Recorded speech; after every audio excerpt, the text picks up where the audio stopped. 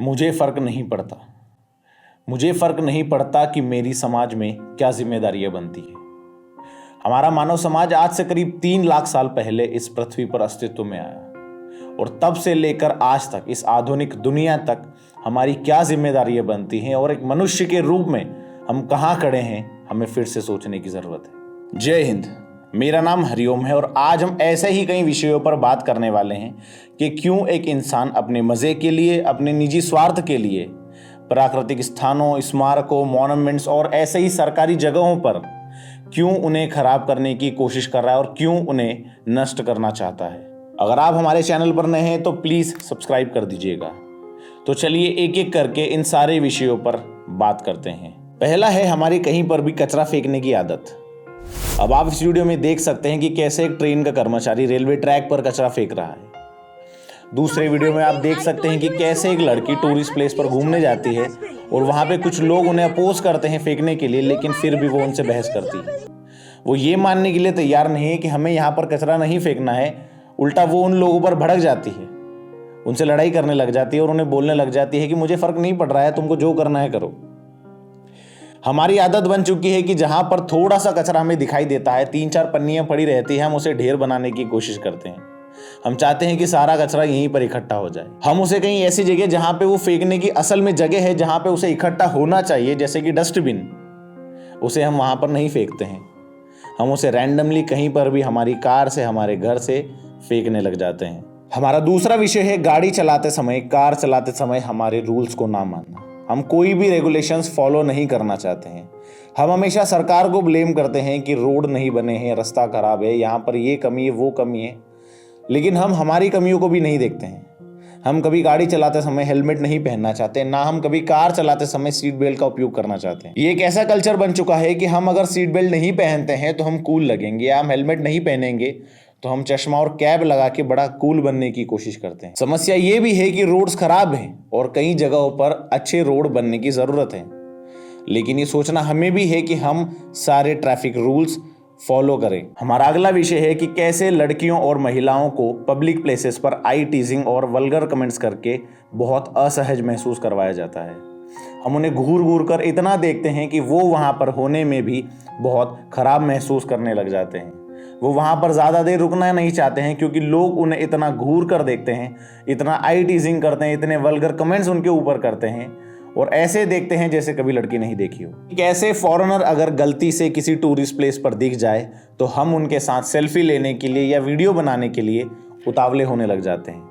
हम कभी उनका कंसेंट नहीं लेते हैं, कभी उनसे नहीं पूछते हैं कि हम आपके साथ एक सेल्फी लेना चाहते हैं, हम आपके साथ फोटो लेना चाहते हैं या हम आपका वीडियो बनाना चाहते हैं। हम विदाउट देयर परमिशन उनके फोटोज लेने लग जाते हैं, उनके वीडियोस बनाने लग जाते हैं, जैसे कि कोई सेलिब्रिटी आ गया हो। इस वीडियो में आप देख ही सकते हैं कि कैसे एक लड़का अपने पास वाली सीट पर बैठी एक महिला का वीडियो बना रहा है। वो महिला भी उनका वीडियो बनाती है और दिखाती है कि कैसे ये लड़का मेरी परमिशन के बगैर मेरा वीडियो बना रहा है और कैसे शूट करने की कोशिश कर रहा है विदाउट देयर परमिशन और विदाउट देयर कंसेंट। और इस बात से तो फॉरेनर्स भी पीछे नहीं रह रहे हैं, क्योंकि अब वो फोटो लेने के लिए, सेल्फी लेने के लिए चार्ज करने लग गए हैं। जैसा कि आप देख सकते हैं इस वीडियो में कि कैसे एक लड़की अपनी सेल्फी के लिए, अपने फोटो के लिए 100 रुपए चार्ज करने लग गई है। बढ़ते हैं हमारे अगले विषय की ओर, जो कि है बड़ा ही रंगीला। क्योंकि गुटखा पाउच वालों ने इतनी हद कर रखी है कि इन्होंने किसी भी सार्वजनिक स्थानों को, पब्लिक प्लेसेस को नहीं छोड़ा है। इन्होंने अपनी पिचकारी से हर एक कोने को कलाकारी में बदल दिया है, क्योंकि ये लोग रेलवे स्टेशन हो, बस स्टॉप हो, ट्रेन हो, रोड्स हो, स्कूल्स हो, यहाँ तक कि हर एक जगह को इन्होंने अपनी पिचकारी से रंग भरे हैं। यहाँ तक कि हम बात करें तो इन बोलो जुमा केसरी वाले ग्रुप ने एक प्लेन तक को नहीं छोड़ा है। एक प्लेन के अंदर भी इन्होंने अपनी पिचकारी मार ही दी है। समाज के रूप में हम इतना विकसित नहीं हो पाए हैं कि हम एक दूसरे से अपने मन की बात कर सकें। हम शर्माते हैं, हम हिचकिचाते हैं किसी भी व्यक्ति को अपने मन की बात कहने से, लेकिन कभी भी सड़क पर खड़े होकर हम मूतने से नहीं डरते हैं। हमें कोई फ़र्क नहीं पड़ता है कि कौन हमें देख रहा है, लेकिन हम फिर भी खुलेआम सरेआम हम सड़क पर पेशाब करते हैं। हमारा अगला विषय है प्रतिबंधित क्षेत्रों पर भारी वाहनों की।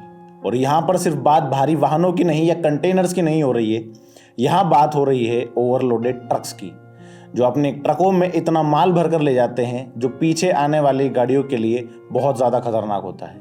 वो मुरम भर के ले जाते हैं, वो रेत भर के ले जाते हैं, वो गिट्टी भर कर ले जाते हैं, पत्थर भर कर ले जाते हैं, जो पीछे वाली कार के लिए या आने वाले कोई भी वाहन के लिए बहुत ज़्यादा खतरनाक होता है। यहाँ बात हो रही है बसेस और रिक्शा की भी, क्योंकि उन्हें जान की कीमत नहीं है, उन्हें सिर्फ मतलब है पैसों से, उन्हें मतलब है सिर्फ सवारी बैठाने से। और अभी के समय में तो इलेक्ट्रिक समोसे चल पड़े हैं, जिनकी आधी रोड अपने नाम पर कर रखी है और सवारी को बैठाने के लिए कहीं पर भी रोक देते हैं। उनके पीछे आने वाला हर एक व्यक्ति, लगभग हर एक व्यक्ति उन्हें गाली देता है कि वो कहीं भी कभी भी रुक जाते हैं अपनी सवारी के लिए। वो ये नहीं देखते हैं कि पीछे कोई आ रहा होगा या शायद उसे निकलने के लिए इतनी जगह नहीं है कि वो रोड के सामने से निकल पाए, लेकिन वो वहीं पर अपना रिक्शा रोक देते हैं। और यही हाल है हमारी सिटी बसेस का भी, जो सवारी को बैठाने और उतारने के लिए बीच रोड पर ही रोक देते हैं।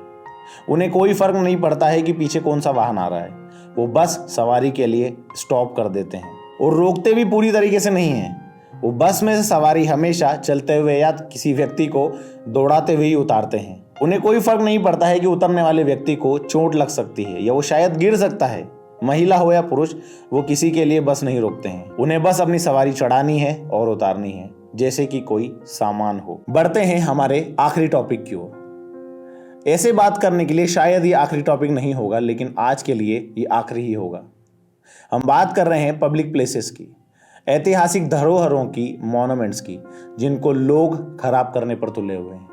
वो वहां जाकर अपना नाम लिखते हैं, अपने प्रेमी का नाम लिखते हैं। कभी कभी तो ये लोग उन्हें तोड़ने पर आतुर हो जाते हैं, उनको खराब करने की कोशिश करते हैं, किलों पर गंदगी फैलाते हैं, महलों को ऐसे खराब करने की कोशिश करते हैं जो कभी शायद सुधर नहीं सकता है। ऐसे बहुत सारे स्थान हैं जो हमारे इतिहास में जगह रखते हैं, जो हमारे लिए ज़रूरी होते हैं। ये मेंटेन होते हैं हमारे टैक्स पेयर के पैसों से, शायद बहुत कम लोग पे करते हैं और बहुत सारे लोग उस टैक्स को बचाने की कोशिश करते हैं या उन चीज़ों को खराब करने की कोशिश करते हैं। ऐसे बहुत सारे विषय हैं जिनके ऊपर हमें बात करनी चाहिए, हमें समझने की ज़रूरत है। हमें डिस्कस करना चाहिए अपने फैमिली और फ्रेंड्स के साथ कि हम ये चीज़ें नहीं करें।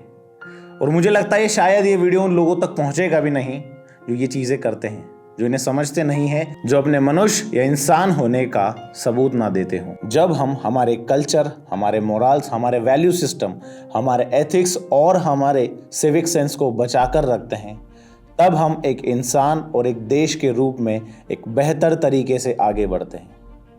जब हम चीज़ों को ध्यान में रखते हैं, जब हम चीज़ों को इंसान के रूप में समझने की कोशिश करते हैं कि ये सब चीज़ें हमारे लिए कितनी इम्पोर्टेंट है। सड़क पर कचरा ना फेंकना, रूल्स एंड रेगुलेशन मानना, eye teasing, vulgar comments, RTO rules violation या हिस्टोरिकल मोमेंट्स को डिस्ट्रॉय करना।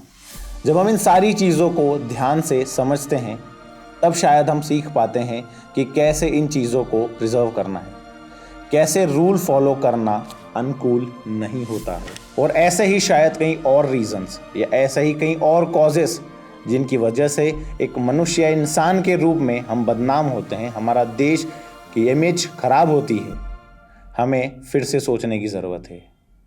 मुझे फ़र्क नहीं पड़ता वाले एटीट्यूड को हमें बदलना होगा और हमें जिम्मेदारी लेनी होगी उन सारे कामों की। हमें बदलना होगा उस हर एक छोटी सोच को जिसकी वजह से हमारे देश और हमारे इंसानी रूप की इज्जत पर आँच आती है। और इसी तरह जब हम मिलकर काम करते हैं, हम अपनी जिम्मेदारियां समझते हैं, इन छोटी छोटी चीज़ों को समझते हैं, तब शायद एक देश के रूप में हम बेहतर तरीके से आगे बढ़ पाएंगे। और अगर इतनी सारी चीज़ें सीखने और समझने के बाद भी हम फिर से वही गलतियां दोहराते हैं, तो मुझे नहीं पता कि हमें किन चीज़ों से फ़र्क पड़ने वाला है। अगर इतने सालों के बाद भी हम होमो सेपियंस बने हैं और फिर भी वही सब चीज़ें करते हैं जिनकी वजह से ये सारी चीज़ें खराब होती हैं, तो हमें फिर से विचार करने की ज़रूरत है। अगर आपके आसपास भी ऐसी ही कोई चीज़ें होती है जिनको हमने मिस किया है, तो प्लीज़ हमें कमेंट करके बताइए।